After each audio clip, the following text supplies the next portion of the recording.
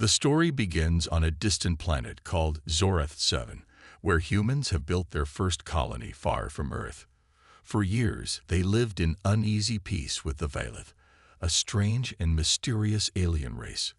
The Valith were tall and slender, with glowing skin that shifted colors depending on their emotions. They spoke without words, using telepathy to communicate. Though fascinating, the Valith were also unsettling to many humans, who found it hard to trust beings so different from themselves. Tensions between the two groups had been rising for months. It all started when human miners accidentally destroyed part of a sacred grove belonging to the Valith. To the humans, it looked like an ordinary forest, but the Valith claimed it was a holy place, essential to their culture and survival. When protests erupted among the Valith population, Earth's government decided to hold a meeting to resolve the issue. This meeting would take place aboard an orbital station floating above Zorath 7, away from both sides' territories, symbolizing neutrality. Leading the human delegation was Benjamin Hayes, a calm and experienced diplomat known for his ability to negotiate under pressure. With him was Rachel Monroe, a scientist who specialized in studying alien life forms. She had spent years learning about the Valith and hoped her knowledge could help bridge the gap between the two species. Also present were Daniel Hughes, a military officer representing Earth's defense interests, and Emily Carter, a journalist covering the event for a major news network. The Valith delegation arrived shortly after the humans. Their leader, Kelvorn, stood out even among his own kind. His presence radiated authority, yet his thoughts remained unreadable, even to other Valith. He greeted the humans politely but kept his distance, speaking only through brief bursts of telepathic messages. As the talks began, the atmosphere was tense. Both sides exchanged formalities before diving into the heart of the matter, the destruction of the sacred grove. The Valith demanded immediate action, insisting that all human settlements on Zorath 7 be dismantled within 6 months. Benjamin argued this was impossible, pointing out the logistical challenges and the millions of lives it would disrupt. Rachel tried to mediate, suggesting alternative solutions, such as restoring parts of the grove or creating new areas sacred to the Valith elsewhere. But things weren't going smoothly. Daniel, frustrated by what he saw as stalling tactics, accused the Valith of refusing to compromise. His sharp tone caused Kelvorn to withdraw temporarily, leaving the room in silence. Meanwhile, whispers spread among the human delegates about previous failed attempts at diplomacy with the Valith. Some believed the aliens used their telepathic powers to manipulate negotiators, though no one could prove it. Rachel noticed something odd during a break. While reviewing documents in the station's archives, she stumbled upon encrypted files hinting at past incidents involving the Valith. One file mentioned how negotiations had collapsed mysteriously years ago, with rumors of mental interference playing a role. Concerned, Rachel showed her findings to Benjamin, but he dismissed them, warning her not to complicate matters further. Back on Zorath 7, colonists watched the events unfold nervously. Many feared the council would fail, leading to conflict. Emily Carter, eager to uncover the truth, sneaked into restricted areas of the station, hoping to find evidence of foul play. Little did anyone know, the real trouble was just beginning, and it would change everything. For now, the talks continued, fragile and uncertain, with both sides walking a dangerous line between cooperation and collapse. As the second day of negotiations began, the mood aboard the orbital station grew heavier. The air felt thick with suspicion, and neither side seemed willing to budge. Benjamin Hayes, the human leader, tried to keep the discussions focused on finding solutions, but his patience was wearing thin. Rachel Monroe sat quietly beside him, observing every interaction carefully. She couldn't shake the feeling that something wasn't right, something beyond the obvious tension between humans and the Valith. The Valith delegation remained calm, almost unnervingly so. Kelvorn, their leader, rarely spoke unless necessary, and when he did, his telepathic messages carried an unsettling weight. His glowing skin shifted subtly in color, hinting at emotions the humans couldn't fully understand.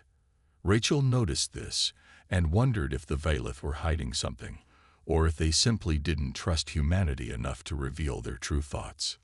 Meanwhile, Emily Carter, the journalist, had been digging deeper into the station's restricted areas. Her curiosity had gotten the better of her, and she managed to access files that weren't meant for public view. What she found shocked her. Records of past meetings between humans and the Veilith, all of which ended in failure. Some reports hinted that the Veilith might have used their telepathic abilities to influence human negotiators, though there was no concrete proof. Emily knew she had stumbled onto something big, but she also realized how dangerous it could be to share this information too soon. Back in the negotiation room, Daniel Hughes lost his temper. A military man through and through, he had little patience for what he saw as stalling tactics by the Veilith. "You're not serious about peace," he shouted, slamming his fist on the table. "You just want to push us off this planet because you don't like sharing space with us." Kelvorn didn't respond immediately. Instead, his skin glowed a deep blue, signaling discomfort or anger. When he finally spoke, his telepathic message echoed in everyone's minds. "Your accusations are unfounded. We seek only balance, for both our peoples to coexist without harm. But your actions speak louder than your words." Daniel's outburst caused chaos. Some members of the human delegation agreed with him, while others urged caution.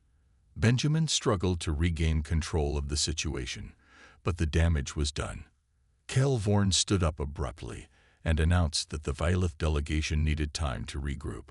Without another word, they left the room, leaving the humans to argue among themselves. Rachel felt a growing sense of unease. She approached Benjamin after the session ended and voiced her concerns. "There's more going on here than we know," she said. "I think someone, or something, is deliberately sabotaging these talks. We can't afford to ignore it." Benjamin sighed, rubbing his temples. "I appreciate your dedication, Rachel, but we can't let speculation derail the process. If we start pointing fingers, we'll never get anywhere." Later that evening, Emily decided to act. She uploaded some of the documents she had uncovered to a secure server and prepared to write an article exposing the hidden truths behind the failed negotiations. But as she worked late into the night, she noticed strange movements in the station's corridors.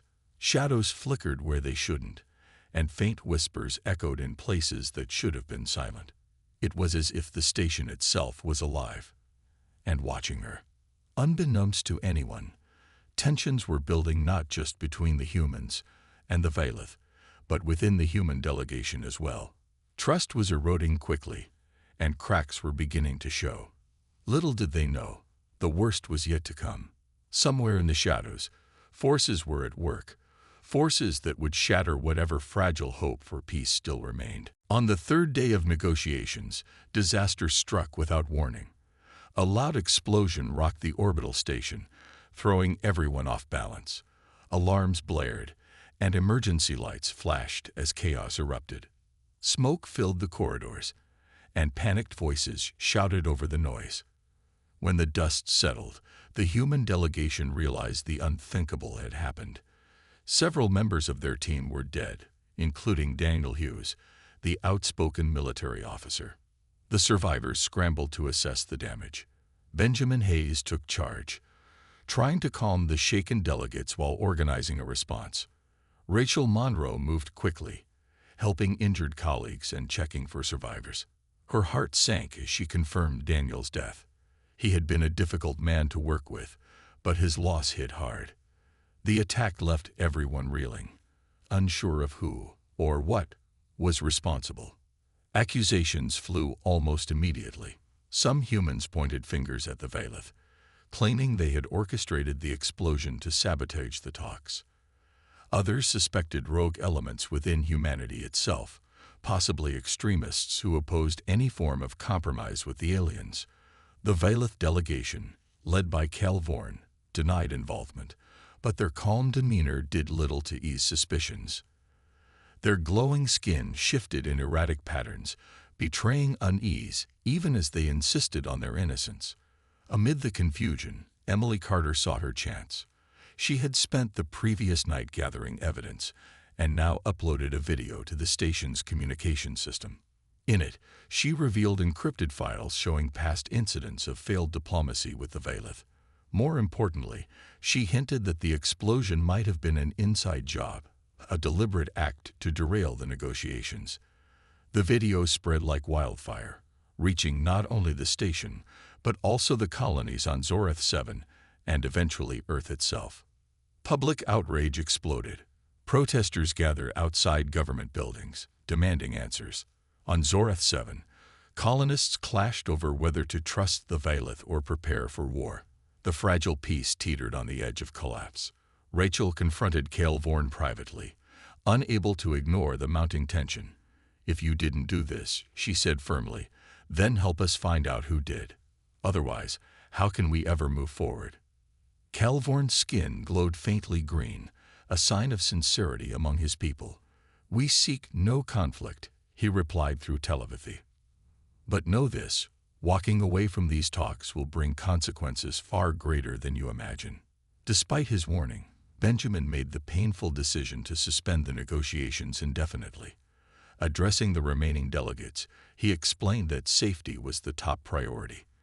"Until we understand what happened here," he said, "we cannot continue. Humanity must step back and reassess."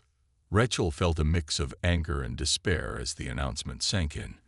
She knew Benjamin's decision was logical, but it felt like giving up. As the human delegation prepared to leave the station, she couldn't shake the feeling that they were making a terrible mistake. Before departing, Rachel uncovered one final piece of evidence. Hidden in the station's logs was a covert message suggesting high-ranking officials on Earth may have orchestrated the entire crisis. The purpose? To justify military action against the Veilith. Shocked and furious, Rachel shared her findings with Benjamin. To her dismay, he admitted he already knew and had approved of the plan. "You don't understand," he said quietly. "Sometimes sacrifices are necessary for the greater good." Rachel stared at him, realizing the depth of betrayal. Trust wasn't just broken between humans and the Veilith, it was crumbling within humanity itself. And as the delegation boarded shuttles to return to Zorath 7, Rachel couldn't help but wonder if peace was truly possible, or if it had been doomed from the start. Rachel Monroe couldn't stay silent any longer. The truth was too big, too dangerous to ignore. After learning that Benjamin Hayes and high-ranking officials on Earth had orchestrated the sabotage of the peace talks, she knew she had to act. If she didn't expose the conspiracy, humanity might never have another chance to make things right with the Veilith. Late at night, after most of the human delegation had returned to Zorath 7, Rachel uploaded the evidence she had uncovered to a public server.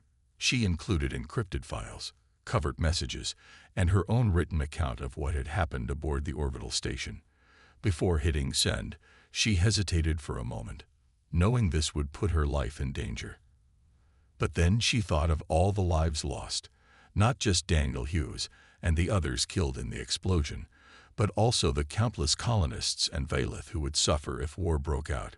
With a deep breath, she pressed the button. The reaction was immediate. Within hours, news outlets across Earth and Zorath 7 were buzzing with the revelations. People were furious. Protests erupted in major cities, demanding accountability from leaders who had manipulated the peace process. Colonists on Zorath 7 held vigils for those killed in the attack, while others marched through the streets chanting slogans like "No more lies" and "Peace or extinction." Back on the orbital station, Calvorn and the remaining Veilith watched the chaos unfold. They had known humans could be unpredictable, but this level of division shocked even them. Still, Calvorn saw an opportunity. He called for an emergency broadcast, addressing both humans and his own people.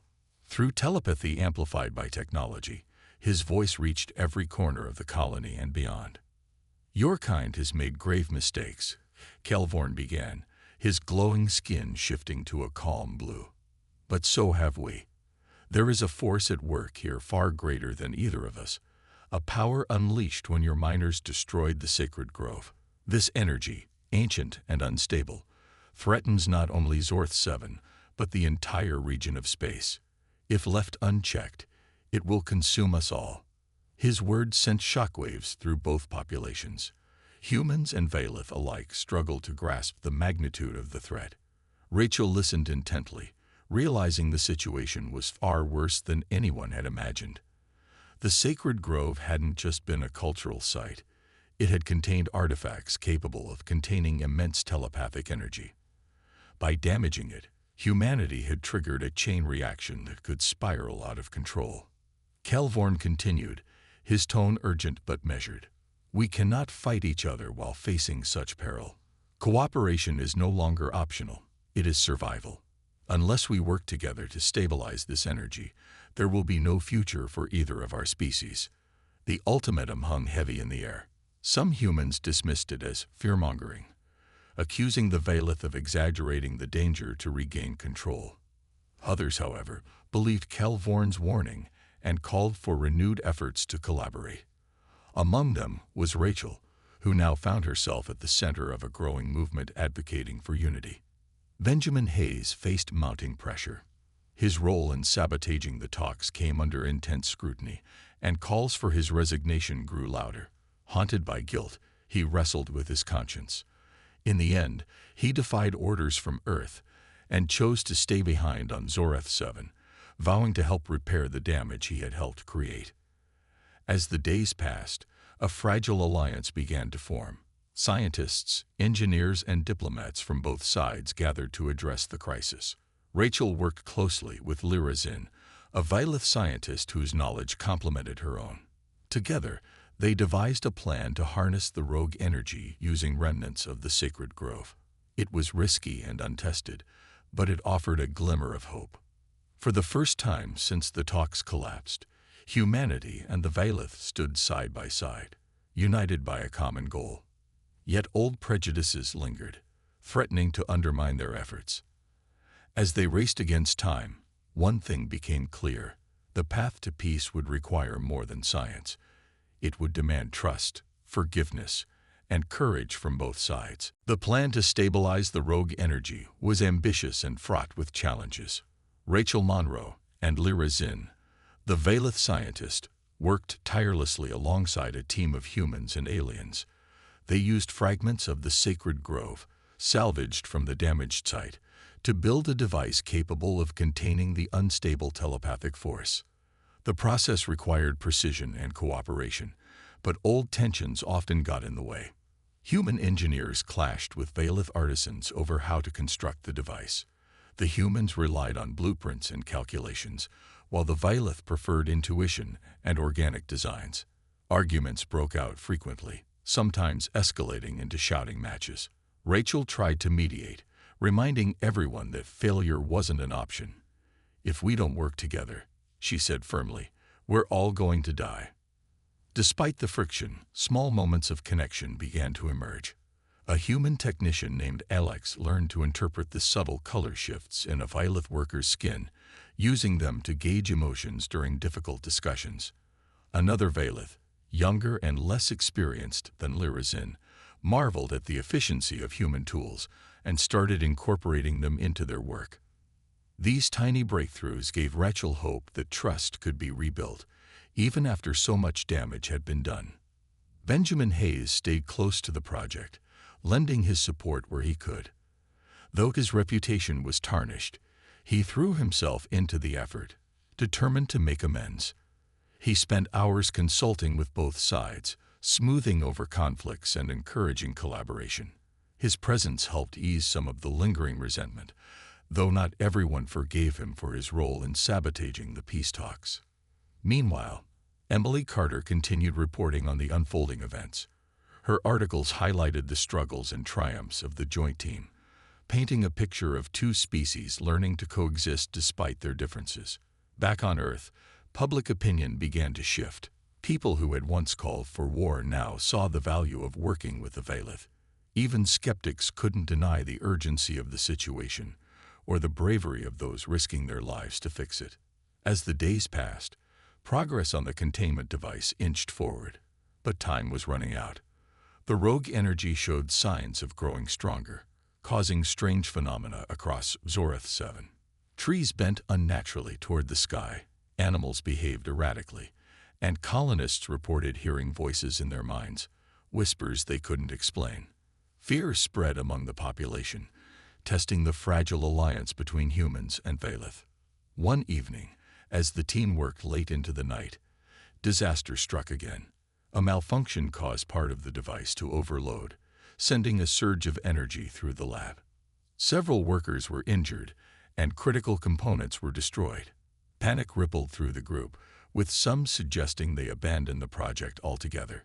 "We can't keep doing this," one human engineer shouted. "It's too dangerous." Rachel refused to give up. "If we stop now, everything we've worked for will be lost," she said, her voice steady despite the chaos around her. She turned to Calvorn, who had arrived to assess the damage. "You said yourself that this is our only chance. Are you with us or not?" Calvorn's glowing skin shifted to a deep green, signaling determination. "We stand with you," he replied. His words calmed the group, renewing their resolve to push forward. In the aftermath of the accident, the team came together like never before. Humans and Valeth shared ideas freely, blending their strengths to repair the device. Rachel noticed a change in the atmosphere, less hostility, more understanding. It wasn't perfect, but it was progress. Finally, after weeks of grueling effort, the containment device was ready. The team gathered at the edge of the damaged grove, where the rogue energy pulsed most strongly. Rachel stood beside Lyrazin, holding her breath as the machine hummed to life. Everyone watched anxiously, knowing this was their last chance. When the device activated, a blinding light filled the area. For a moment, it seemed like nothing had changed. Then, slowly, the chaotic energy began to recede. Trees straightened, the whispers faded, and the eerie phenomena stopped. Cheers erupted from the crowd, relief washing over them like a wave. Though the immediate threat was neutralized, the cost had been immense. Lives were lost, relationships strained, and trust shattered. Yet, amid the devastation, something new had emerged, a fragile bond between humans and Valeth, forged in the crucible of shared struggle. It wasn't peace yet, but it was a start. And for the first time in a long time, there was hope that peace might truly be possible. With the rogue energy contained, the immediate crisis was over, but the scars ran deep. The sacred grove, once a vibrant and holy place for the Valeth, was now little more than a shadow of its former self. Trees that had glowed softly with bioluminescent light were blackened and lifeless, their roots twisted and broken. For the Valeth, the loss was devastating, a wound that would take generations to heal. Yet they also recognized the role humanity had played in stopping the energy from spiraling out of control. It was a complicated mix of grief and gratitude. Rachel Monroe stood at the edge of the grove, looking out over the damaged landscape. She felt the weight of everything that had happened. The lives lost, the lies uncovered, the fragile alliance forged in desperation. Beside her, Lyrazin placed a glowing hand on her shoulder, a gesture of thanks that transcended words. Rachel nodded, unable to speak. Though the worst was behind them, she knew the road ahead wouldn't be easy. Benjamin Hayes joined her a moment later, his face lined with exhaustion and guilt. "We did what we had to do," he said quietly, though it sounded more like he was trying to convince himself than Rachel. "But it's not enough. We have to make sure this never happens again." Rachel turned to him, her expression firm. "Then start by telling the truth. No more secrets, no more manipulation. If we're going to move forward, it has to be together, and honestly." Benjamin nodded, knowing she was right. He had already begun working with Calvorn to draft a new agreement, one focused not just on coexistence, but on mutual understanding. The plan included creating a joint research initiative to study the ancient energies unleashed by the grove. Both humans and Valeth would contribute knowledge and resources, ensuring neither side acted alone in the future. News of the collaboration spread quickly. sparking cautious optimism across Zoreth 7 and Earth. People began to see the Valeth not as enemies or obstacles, but as partners in survival. Emily Carter documented every step of the process, writing articles and recording interviews with members of both species. Her work helped bridge the gap between fear and trust, showing the world that cooperation wasn't just possible, it was necessary. Still, challenges remained. Some colonists refused to accept the Valeth as equals, clinging to old prejudices. Others feared that sharing technology and knowledge might leave humanity vulnerable. On the Valeth side, there were whispers of dissent too. Not all of them trusted humans, especially after the destruction of the Grove and the failed peace talks. Vorn worked tirelessly to reassure his people, emphasizing that survival depended on unity. Despite these hurdles, small victories kept hope alive. A human farmer named Clara invited a group of Valeth artisans to help design a memorial for the Grove. Together, they created a structure that blended human engineering with Valeth artistry, a symbol of their shared determination to rebuild. Children from both species began playing together in the colony's parks, laughing and learning each other's customs without judgment. These moments, though small, carried immense significance. As weeks turned into months, Rachel became a voice for change. She delivered speeches, wrote papers, and spoke to anyone who would listen about the importance of moving beyond fear and mistrust. We nearly destroyed ourselves because we couldn't see past our differences, she told a crowd gathered in the colony's central square. But we've proven that when we work together, we can overcome even the greatest challenges. Let's build on that, not just for us, but for those who will come after us. Her words resonated deeply, inspiring others to take action. Schools introduced programs teaching students about Valeth culture and history, while Valeth communities welcomed human visitors eager to learn. Slowly but surely, the two species began to understand each other better. The journey was far from over, and no one pretended it would be easy. But for the first time, there was a sense of possibility, a belief that peace could grow from the ashes of conflict. As Rachel looked around at the faces of those working toward a brighter future, she allowed herself a small smile. It wasn't perfect, but it was progress. And sometimes, progress was enough. Months had passed since the rogue energy was contained, and life on Zoreth 7 began to settle into a new rhythm. The colony buzzed with activity as humans and Valeth worked side by side, not just to repair what had been broken, but to build something stronger. Rachel Monroe stood at the heart of it all, her role shifting from scientist to peacemaker. She spent her days overseeing the Joint Research Initiative, ensuring that both species contributed equally to understanding the ancient energies unleashed by the sacred grove. The research facility itself became a symbol of cooperation. Its walls were made of materials provided by the Valeth, glowing faintly in the dark, while its structure relied on human engineering for stability. Inside, scientists from both species exchanged ideas freely, their differences becoming strengths rather than obstacles. Rachel often marveled at how far they'd come, from suspicion and hostility to genuine collaboration. It wasn't perfect. Disagreements still arose, but they were resolved through dialogue rather than conflict. Benjamin Hayes remained on Zoreth 7, dedicating himself to rebuilding trust between humans and Valeth. He gave regular updates to Earth's government, advocating for transparency and mutual respect in all dealings with alien races. His efforts slowly began to change minds back home, where public opinion had shifted significantly since the crisis. People no longer saw the Valeth as enemies, but as partners in survival, a lesson learned the hard way. Vorn, too, played a crucial role in fostering unity. He traveled across Zoreth 7, speaking to both his own people and human colonists about the importance of coexistence. His calm presence and unwavering determination inspired many to let go of old grudges. When he addressed a large gathering one evening, his words carried weight. "We are bound together now, not by choice, but by necessity. Let us make this bond one of strength, not fear." Emily Carter published a book chronicling the events that had unfolded on Zoreth 7.